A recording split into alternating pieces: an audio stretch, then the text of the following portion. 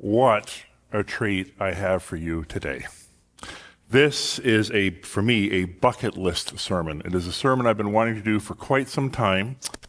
Today, after this sermon, we are all going to sing Good King Wenceslas. And Daniel was checking on me about the music for this service. He basically asked me, are we really going to sing all 5 verses? And this is because Daniel is an amazing musician, and he cares about you a lot. It makes sense to really ask this, because rarely are all 5 verses sung, even by the carolers.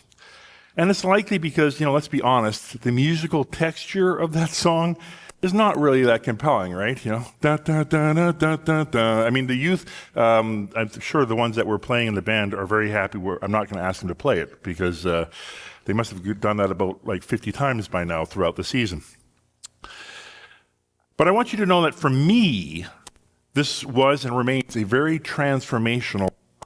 Long before I became reverend, I used to be quite, shall we say, a little bit negative about the church. I liked organized religion, and I definitely disliked spirituality even more.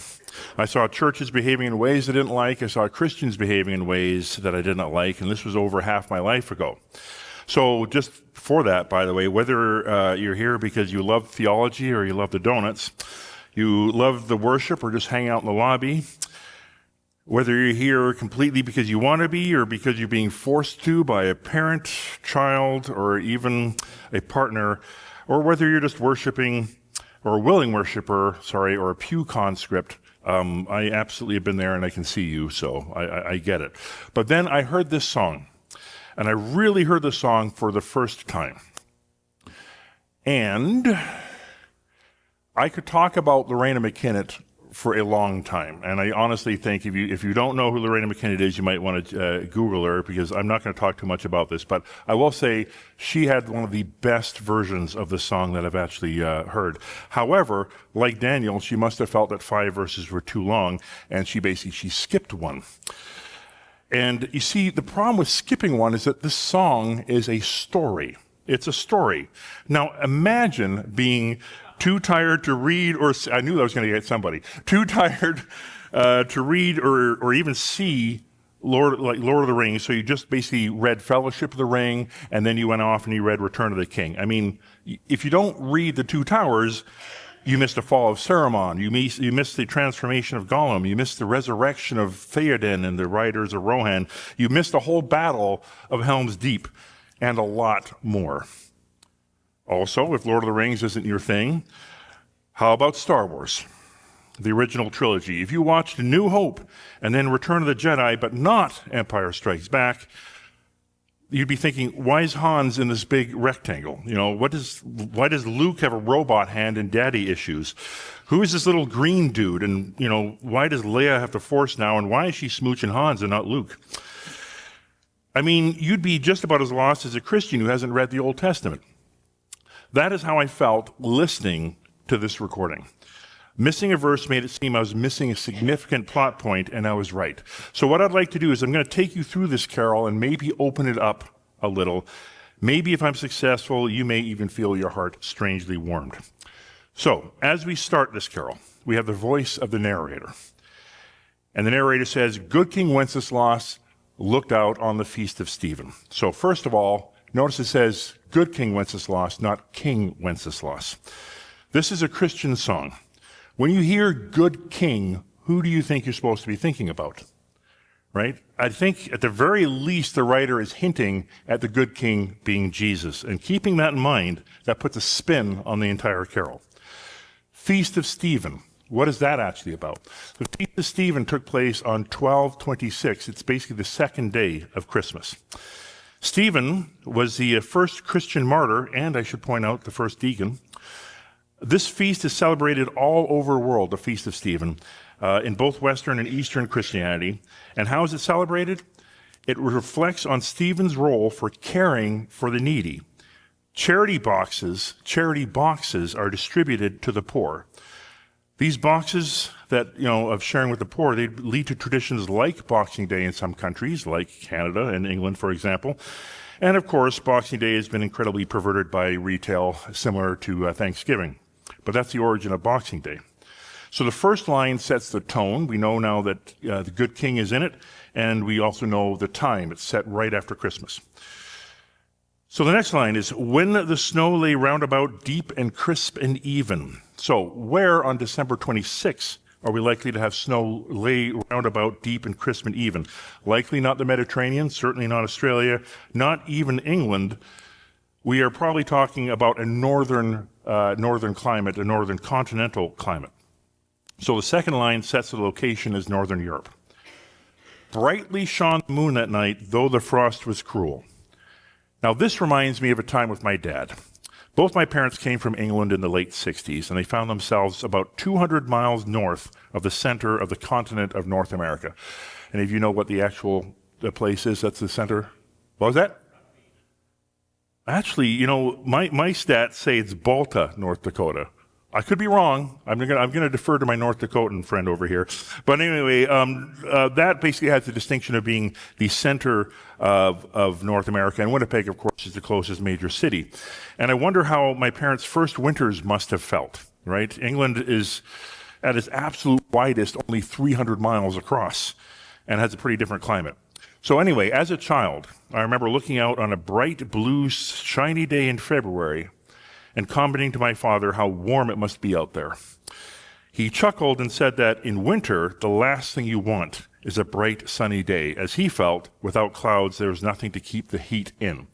And honestly, I believe that's kind of true, and the people singing this line would know this too. It was a cold, cold night. Just not a normal winter night. It was a cold night. And this third line sets the environment. When a poor man came in sight, gathering winter fuel. And now we get to the predicament. Right? On this cold, cold night, right after Christmas, on the very day that is celebrated by carrying out the work of the first Christian martyr, his work being caring for the poor and vulnerable, we see a poor man come into sight. And what is this man doing in the middle of the night? He's gathering winter fuel.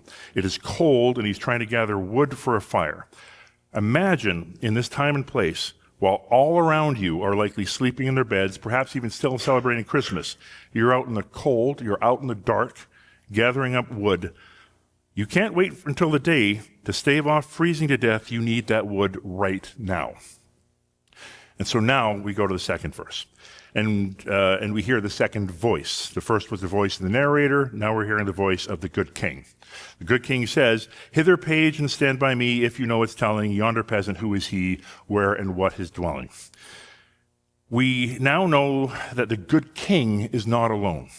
He has his assistant, the page, with him. Pages were typically boys, usually from nobility, who were between the ages of 7 and 14. At most, this page is a young youth. The king is asking him, who is this person out in the cold gathering sticks? Now notice that the king is actually noticing the man, remembering who the king is. He's noticing the man gathering sticks. Notice that the king is interested in the man gathering sticks. And now we get our third voice in the carol. This is the voice of the page. "Sire, he lives a good league hence, underneath the mountains, right against the forest fence by St. Agnes Fountain." A good league is about 3 miles. That is like walking from here, this church, to 494, or walking right through Lebanon Hills, or 3/4 of the way to the zoo, in the dark, in the cold. We also get the view that this person's plight, the view of this person's plight by saying that he's living right against a forest fence. This likely means the edge of the kingdom, or at the very least, the edge of town. It's hard to imagine what this means to us now, but back then, if you were right on the edge of town, on the edge of the kingdom, you were the most vulnerable, and you were the least protected.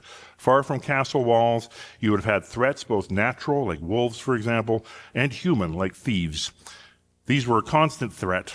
Being right against a forest fence, you are living right at the margins.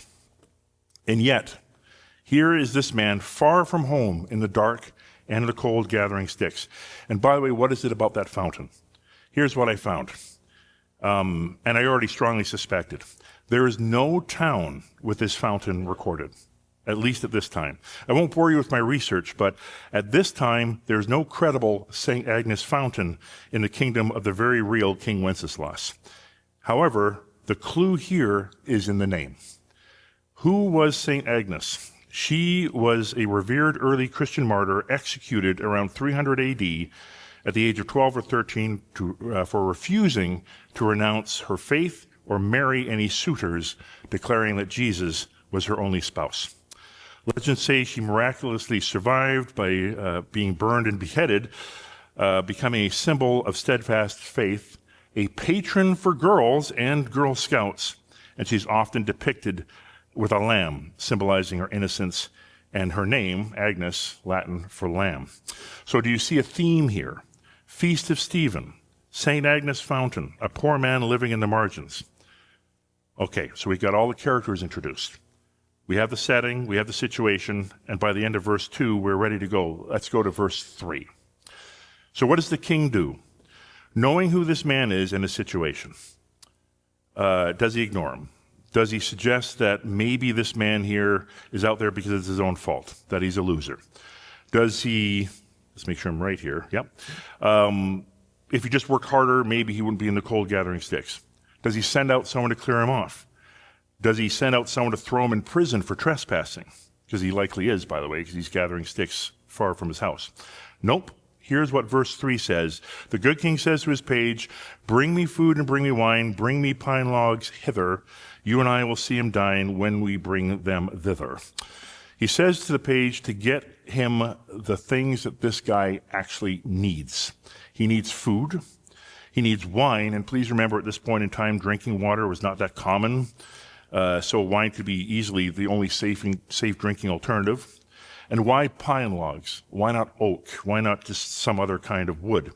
I might be reading into this again, but after looking into this, pine burns hot and it burns fast. It ignites quickly.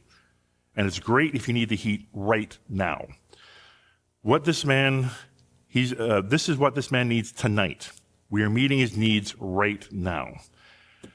Again, this just could be because pines were abundant in the location of the carol, or it could be just another message that the need for charity to be intelligent and responsive to the immediate situation. Right? I appreciate the whole give a person a fish they can eat for a day, teach them to fish they can eat for a lifetime. However, if you die of hunger before you know how to put a worm on a hook, you aren't really getting that desired outcome, right? So then it goes off with the narrator. Page and monarch, forth they went together, through the cold wind's wild lament and the bitter weather.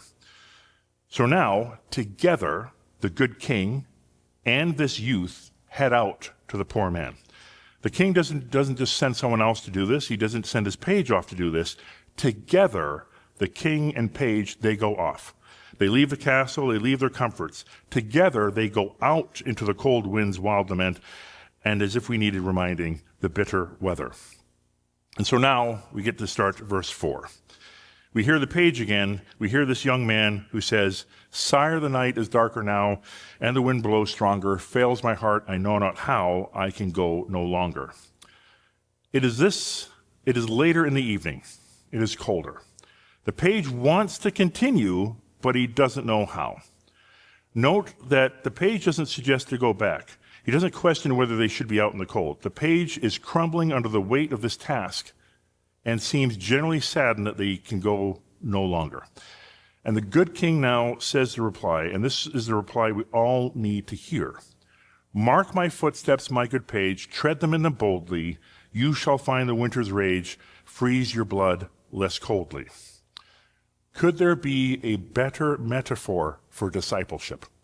Mark my footsteps. Follow in the good king's footsteps. Follow in the footsteps of your master. And don't just follow in them boldly. The page is not given permission to turn back. But the king is not going to leave him behind either. The page is just to follow boldly into the footsteps of the king. And the king doesn't promise that following him will be easy. It'll just be easier. The page's blood will freeze less coldly. Maybe not exactly what you want to hear sometimes, but following the king's footsteps is not a promise that the journey will be easy. But we are still called to follow the king and to do so boldly, and in doing so, we'll find the winter's rage less severe. And now the exciting conclusion that comes in verse 5. The voice of the narrator says, In his master's steps he trod, where the snow lay dinted. Heat was in the very sod that which the saint had printed. The page, by stepping where the snow lay dinted, the page, by stepping into the footsteps, gets what he needs. On that cold, cold night, the king left heat in his very footsteps to sustain the page. And then we get the concluding exhortation. Therefore, Christian men rejoice. Therefore, Christian men, be sure, while God's gifts possessing, you who now shall bless the poor shall yourselves find blessing. By the way, similar to the Bible, there are several different versions of this song. The moral of the story, one that most people know, is if you bless the poor, you yourself will be blessed. But I don't think this blessing is meant as a reward. It is not self-serving. The blessing is that you will be sustained. You are not alone. You won't be overcome by the winter's rage. You will be blessed, sustained in the very footsteps of the good king. So here are all the verses and how often they're actually sung. Verse 1, which sets the scene, is almost always sung. Verse 2, which sets the situation, is frequently omitted. Verse 3, the journey actually starts. That's almost always omitted. And then what I think is the most theologically rich, number 4, that's where mark my footsteps, my good page. That one is almost commonly omitted, so it's basically rarely sung. And then, of course, the moral of the story is sung like almost all the time. So why should we sing all 5 verses? By not singing all 5 verses, by singing selectively, at best it becomes just a telling of what you should do. This is what you should do, what you ought to do. If you get anything out of it at all. Like I was actually pretty confused in McKinnott's recording because all of a sudden stuff is happening and I don't know, similar to the Star Wars analogy I said. We get the king and we get the command, but we don't actually get the journey between. We lose a transformational role of embodied discipleship. We lose a transformation that comes from being in the very presence of the good king. This carol is not just about helping the vulnerable. The carol has in it that the king wants to partner with you to help those on the margins. The king wants to give them what they need right now, for example, those pine logs. The king will sustain you if you follow the king's footsteps boldly. Now, I paired this sermon with our scripture quite deliberately. While people are campaigning like crazy to get the 10 Commandments up in schools, I wonder why they are not clamoring to get these words of Jesus in the courthouses, the hospitals, Wall Street, and Main Street, if we're proclaiming to be a proud Christian nation. It is clear what our King wants us to do, not just this Christmas season, but year-round. Not just for those we feel deserve it, not just for people that look like us, think like us, live like us, love like us, or even worship like us. Lord, when did we see you hungry and feed you, or thirsty and give you drink? When did we see you as a stranger and welcome you, or naked and give you clothes to wear? When did we see you sick and in prison or visit you? Then the king will reply to him, I assure you that when you have done this one for the least of your brothers and sisters, you have done it for me. By saying brothers and sisters, by the way, that's not an implication that this is only just for Christians. Note that Jesus doesn't say, done for the least of my disciples, right? The whole chapter, the whole Gospels is all about collapsing boundaries and making it clear that Jesus means anyone on the margins. So I know that in a few minutes, this might be the only time, this could be the first time and maybe the only time that you'll ever sing all 5 verses.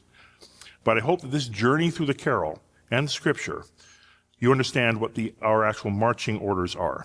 We are to boldly follow in the footsteps of Jesus, transformed and sustained by the footsteps of Jesus, and our blessing is the transformation in ourselves and in the world around us. Merry Christmas. Amen.